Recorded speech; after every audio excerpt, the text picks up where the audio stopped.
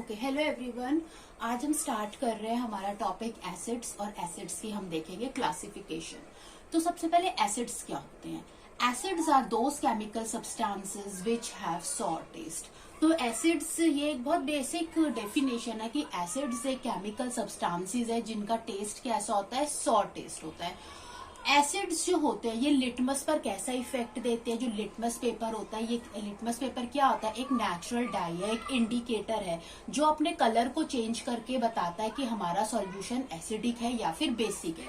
ठीक है, तो एसिड उसके कलर को कैसे चेंज करता है? तो अगर एसिड हो तो लिटमस पेपर का कलर क्या हो जाता है? ब्लू लिटमस रेड हो जाता है। ठीक है, और जितने भी एसिड्स होते हैं उनका पीएच क्या होता है? 7 से कम होता है। तो पीएच की जो वैल्यू होती है वो लेस देन 7 होती है। ठीक है, अब हमारे जो एसिड्स होते हैं उनको हमने 3 कैटेगरीज में क्लासिफाई किया है। First, on the basis of source. Acids 2 तरीके के होते हैं, organic acids and mineral acids. Second होता है on the basis of concentration. Concentrated acids होते हैं और डाइल्यूट एसिड्स होते हैं। थर्ड होता है on the basis of ionization. Strong acids होते हैं और वीक एसिड्स होते हैं। अब हम इनको वन बाय वन हम इनको क्या करेंगे? स्टडी करेंगे कि इन सब में आपस में क्या क्या डिफरेंसेस हैं। ओके, तो फर्स्ट जो हमारी कैटेगरी थी जिसमें हम एसिड्स को क्लासिफाई कर रहे हैं वो है on the basis of source, कि हमें एसिड्स किस तरीके से मिलते हैं या हमें कैसे पाए जाते हैं। तो उनके अकॉर्डिंग हमने एसिड्स को 2 कैटेगरीज में डिवाइड किया है। फर्स्ट होता है ऑर्गेनिक एसिड और सेकेंड होता है मिनरल एसिड्स। तो ऑर्गेनिक एसिड्स क्या होते हैं? ये नेचुरली अकरिंग एसिड्स होते हैं।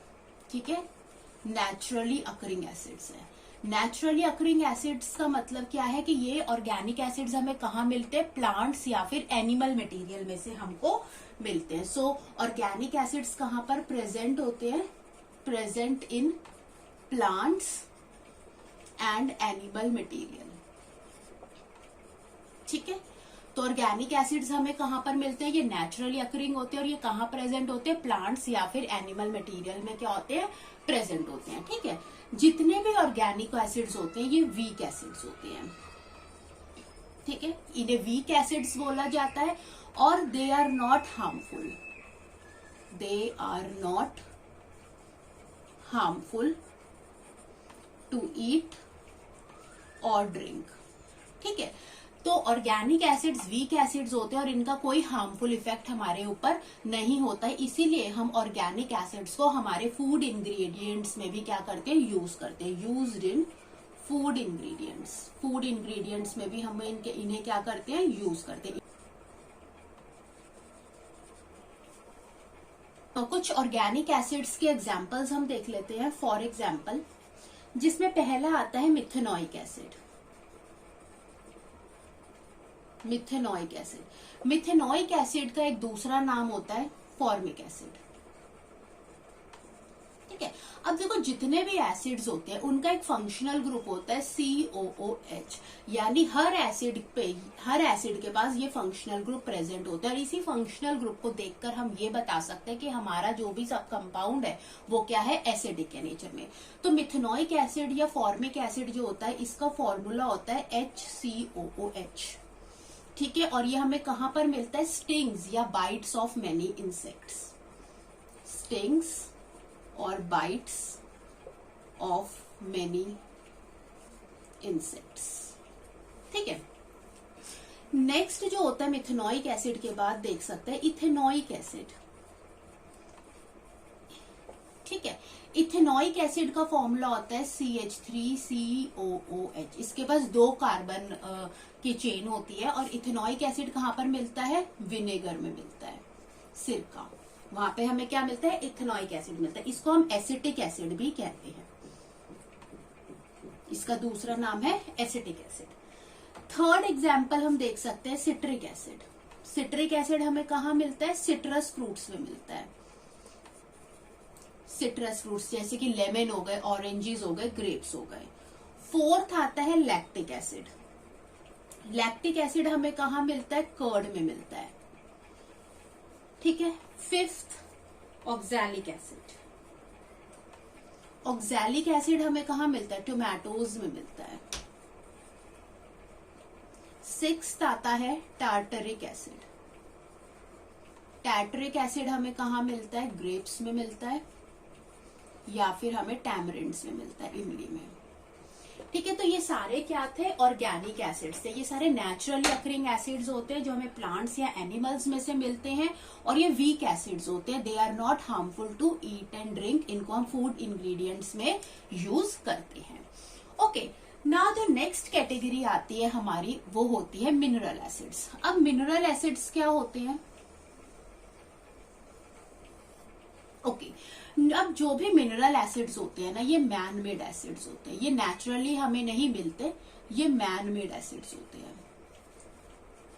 ठीक है। सेकंड, ये हमें कहाँ से मिलते हैं? अब जैसे कि नाम बता रहे मिनरल एसिड्स, तो ये हमें मिलते हैं मिनरल्स ऑफ द अर्थ में से। Found in minerals of the earth.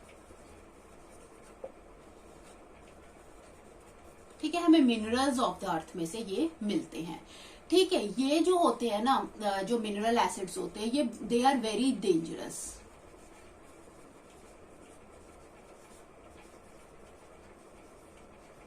They are very dangerous और इन्हें स्ट्रॉन्ग एसिड्स की कैटेगरी में डाला गया है। ठीक है, ये क्या करते हैं कि इवन इनकी डाइल्यूट फॉर्म भी जो होती है ना, वो भी हमारे लिए बहुत हार्मफुल होती है। हम इनको ईट या ड्रिंक नहीं कर सकते। दे कैन कॉज स्किन बर्न्स। ये स्किन बर्न भी कॉज कर सकते हैं अगर हम इन्हें केयरफुली हैंडल ना करें। So they can cause skin burns. ठीक है, एग्जाम्पल्स देख लेते हैं। पहला आता है HCl, hydrochloric acid, HNO3, nitric acid, H2SO4, sulphuric acid. ये सारे क्या है? स्ट्रॉन्ग एसिड्स हैं। इनकी डाइल्यूट फॉर्म भी क्या है?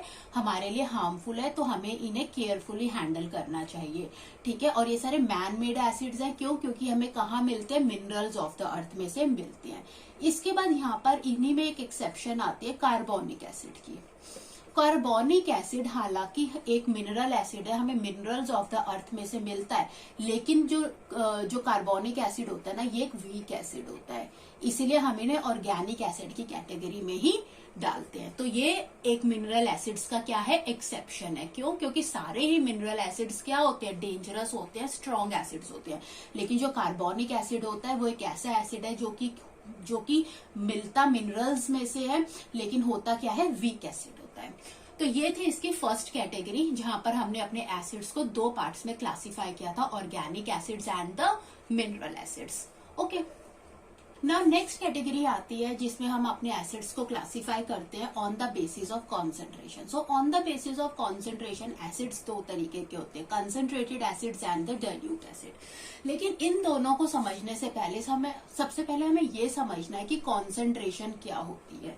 ठीक है, तो कॉन्सेंट्रेशन का मतलब होता है कि हम एसिड्स को कहाँ डिसॉल्व करते हैं? वाटर में। एसिड सिर्फ वाटर की प्रेजेंस में ही अपना एसिडिक बिहेवियर शो करते हैं। तो कितना अमाउंट एसिड का वाटर के अंदर डिसॉल्व है, उसको हम कहते हैं कॉन्सेंट्रेशन। ठीक है, सो कॉन्सेंट्रेशन का मतलब क्या होता है? How much acid dissolve in water. ये होती है कॉन्सेंट्रेशन, कि वाटर के अंदर एसिड का कितना अमाउंट प्रेजेंट है, वो हमें क्या बताती है? कॉन्सेंट्रेशन बताती है। और इसी के बेस पर दो तरीके के एसिड होते हैं, कॉन्सेंट्रेटेड एसिड और डाइल्यूट एसिड। अब जैसे कि नाम बता रहा है कॉन्सेंट्रेटेड एसिड, तो कॉन्सेंट्रेटेड एसिड वो एसिड होते हैं जिनके अंदर एसिड का अमाउंट वाटर के अंदर क्या होता है? बहुत ज्यादा होता है। ठीक है, तो लिख लो 1 which contain minimum possible amount of water।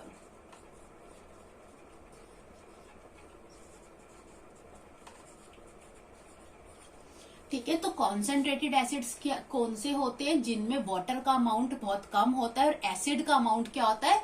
बहुत ज्यादा होता है। तो ऐसे एसिड्स को हम क्या कहते हैं? कॉन्सेंट्रेटेड एसिड्स कहते हैं। ठीक है,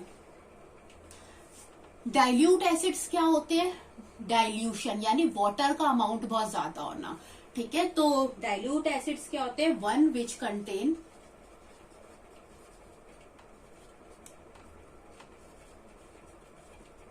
much more amount of water.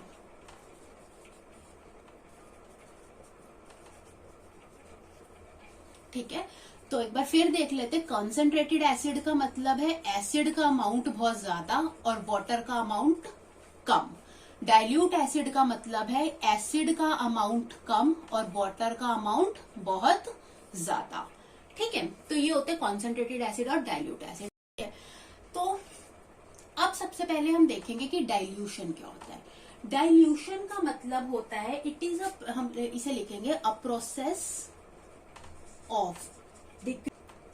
Of decreasing the concentration of solute, या एसिड्स के टर्म में हमारा सॉल्यूट क्या है, एसिड है। कॉन्सेंट्रेट, तो process of decreasing the concentration of solute या फिर एसिड इन अ सॉल्यूशन। ठीक है, तो ये होती है डाइल्यूशन। यानी डाइल्यूशन का मतलब ये है कि, और we can say that concentrated acid को डाइल्यूट एसिड के अंदर क्या कर देना, कन्वर्ट कर देना। ठीक है, यानी कि अगर हम कॉन्सेंट्रेटेड एसिड्स की बात करें तो यहाँ पर एसिड का अमाउंट बहुत ज्यादा था और वाटर का अमाउंट बहुत कम था। तो अगर हमें कॉन्सेंट्रेटेड एसिड को डाइल्यूट एसिड बनाना है तो हमें क्या करना पड़ेगा, वाटर का अमाउंट बढ़ाना पड़ेगा। और वाटर का अमाउंट हम जैसे ही बढ़ाएंगे तो एसिड का अमाउंट क्या हो जाएगा, कम हो जाएगा। तो इस प्रोसेस को हम क्या कहते हैं, डाइल्यूशन कहते हैं। ठीक है, एसिड का अमाउंट जैसे ही कम होता है तो कॉन्सेंट्रेशन क्या हो जाती है, कम हो जाती है। तो डाइल्यूशन एक प्रोसेस होता है जिसमें हम सॉल्यूट यहाँ पर क्या है, एसिड है, उसकी कॉन्सेंट्रेशन को कम करते हैं, वाटर को हम क्या करते हैं, बढ़ाते हैं। ठीक है, और जब हम ये प्रोसेस करते हैं तो हमारे डाइल्यूट एसिड्स की क्या होती है, फॉर्मेशन होती है। सो कॉन्सेंट्रेटेड एसिड्स को dilute acid banana by adding water. हमें वाटर का अमाउंट क्या करना पड़ेगा, कॉन्सेंट्रेटेड एसिड में बढ़ाना पड़ेगा। और ऐसा करने से क्या होगा, एसिड का अमाउंट कम हो जाएगा, यानी एसिड की कॉन्सेंट्रेशन क्या हो जाएगी, कम हो जाएगी, और वाटर का अमाउंट क्या हो जाएगा, बढ़ जाएगा, और एक डाइल्यूट एसिड क्या हो जाएगा, फॉर्म हो जाएगा। ठीक है, अब जब भी डाइल्यूशन होती है, जब भी कॉन्सेंट्रेटेड एसिड डाइल्यूट एसिड्स में कन्वर्ट होते हैं तो ये रिएक्शन क्या होता है, एक्सोथर्मिक रिएक्शन होता है। यानी lot of amount of heat इसमें क्या होती है, रिलीज होती है। ठीक है, तो ये रिएक्शन कैसा होता है, एक्सोथर्मिक रिएक्शन होता है। अब क्योंकि ये रिएक्शन एक्सोथर्मिक है तो ये बहुत जरूरी होता है कि एक्सप्लोजन ना हो। ठीक है, तो अगर आप डाइल्यूशन ऐसे करो कि आपने एसिड ले लिया, उसमें आप एकदम से बहुत सारा अमाउंट ऑफ वाटर ऐड कर रहे हो, तो ऐसा करने से क्या होगा, बहुत सारी अमाउंट ऑफ हीट रिलीज होगी और क्या हो जाएगा, एक्सप्लोजन हो जाएगा। तो अगर हमें इस चीज को प्रिवेंट करना है, इस चीज को रोकना है, तो हमें क्या करना चाहिए, ड्रॉप वाइज हमारे कॉन्सेंट्रेटेड एसिड को वाटर में ऐड करना चाहिए। क्योंकि वाटर का अमाउंट ज्यादा होगा तो जो भी अमाउंट ऑफ हीट रिलीज होगी उसे वाटर क्या कर लेगा, एब्जॉर्ब कर लेगा और एक्सप्लोजन नहीं होगा। ठीक है, तो यही मेथड होता है डाइल्यूशन करने का कि हम एसिड को ड्रॉप वाइज वाटर के अंदर ऐड करते हैं। ठीक है, when we perform dilution,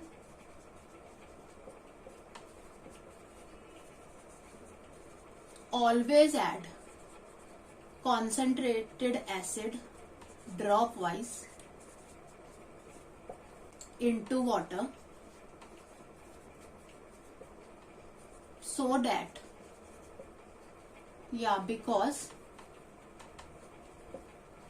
because this reaction is exothermic, the amount of heat which is released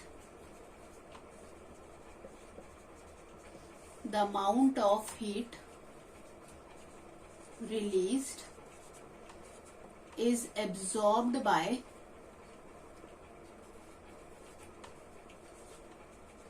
water and prevent explosion. ठीक है, तो जब भी हमें डाइल्यूशन परफॉर्म करना है, यानी जब भी हमें कॉन्सेंट्रेटेड एसिड में वाटर को ऐड कर डाइल्यूट एसिड में कन्वर्ट करना है, तो सही तरीका क्या है कि हमें पानी के अंदर ड्रॉप वाइज एसिड को ऐड करना चाहिए। ऐसा करने से क्या होगा, ये रिएक्शन क्या है, क्योंकि एक्सोथर्मिक है, ऐसा करने से क्या होगा, जो भी अमाउंट ऑफ हीट रिलीज होगी उसे वाटर क्या कर लेगा, अपने अंदर एब्जॉर्ब कर लेगा और एक्सप्लोजन रुक जाएगा। ठीक है, ओके, नेक्स्ट कैटेगरी आती है जिसमें हम अपने एसिड्स को क्लासिफाई करते हैं on the basis of ionization. तो दो तरीके की होते हैं, स्ट्रॉन्ग एसिड्स होते हैं और वीक एसिड्स होते हैं। अब देखो, आयनाइजेशन का मतलब क्या होता है कि जब भी हम अपने एसिड को वाटर के अंदर डिसॉल्व करते हैं, क्यों, क्योंकि वाटर के बिना एसिड अपना एसिडिक बिहेवियर शो नहीं करता। तो जब भी हम किसी एसिड को वाटर में डिसॉल्व करते हैं तो वो उस वाटर में क्या होता है, कंप्लीटली टूट जाता है, डिसोशिएट होता है और आयंस की क्या करता है, फॉर्मेशन करता है। एसिड्स के पास कौन सा आयन होता है, H पॉजिटिव आयन होता है, और यही आयन एसिड के एसिडिक बिहेवियर के लिए क्या होता है, रिस्पॉन्सिबल होता है। तो स्ट्रॉन्ग एसिड्स वो एसिड्स होते हैं जो वाटर के अंदर डिसॉल्व करने पर 100% डिसोशिएट होकर H पॉजिटिव आयंस बनाते हैं, तो उनको हम कहते हैं स्ट्रॉन्ग एसिड्स। तो स्ट्रॉन्ग एसिड्स क्या होते हैं, विच आर completely ionized, ठीक है, in aqueous solution। ठीक है, तो स्ट्रॉन्ग एग्जाम्पल जैसे हमने HCl ले लिया, एक्वा सॉल्यूशन ले लिया, उसको हमने वाटर के अंदर डिसॉल्व किया, तो क्या होगा, ये कंप्लीटली टूटेगा, ये 100% डिसोशिएट होगा और H positive ion plus Cl negative ion release करेगा। तो इसके अंदर 100% H पॉजिटिव आयन, यानी कंप्लीट जितने भी आयन्स उसके पास है, कंप्लीट आयोनाइजेशन वो शो करता है। तो यहाँ पर H पॉजिटिव आयन्स बहुत बहुत लार्ज अमाउंट में बनते हैं, इसलिए हम स्ट्रॉन्ग एसिड्स को, क्यों, क्योंकि ये कंप्लीटली आयोनाइज होते हैं, इनको हम सिंगल एरो से क्या करते हैं, रिप्रेजेंट करते हैं। ठीक है, और क्योंकि यहाँ पर ये कंप्लीट आयोनाइजेशन शो करता है, यहाँ पर ये आयंस बहुत ज्यादा बनाता है, इसलिए जो स्ट्रॉन्ग एसिड्स होते हैं ना, वो स्ट्रॉन्ग इलेक्ट्रोलाइट्स भी होते हैं। स्ट्रॉन्ग इलेक्ट्रोलाइट का मतलब है कि वो इलेक्ट्रिसिटी को बहुत अच्छे अमाउंट में कंडक्ट करते हैं। ठीक है, लेकिन जो वीक एसिड्स होते हैं ना, वो पार्शियली डिसोशिएट होते हैं, यानी जब एक चीज और, स्ट्रॉन्ग एसिड्स के एग्जाम्पल क्या है, HCl है, H2SO4 है या HNO3 है, यानी जितने भी मिनरल एसिड्स होते हैं वो क्या होते हैं, स्ट्रॉन्ग एसिड्स होते हैं। ठीक है, तो जितने भी मिनरल एसिड्स होते हैं वो किसके एग्जाम्पल हैं, स्ट्रॉन्ग एसिड के एग्जाम्पल हैं।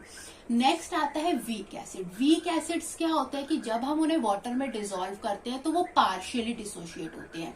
ठीक है, यानी कंप्लीटली नहीं टूटेंगे, और यानी कंप्लीटली नहीं टूटेंगे, कंप्लीट आयंस को वो फॉर्म नहीं करेंगे। तो ठीक है, तो लिख लो पार्शियली आयोनाइज्ड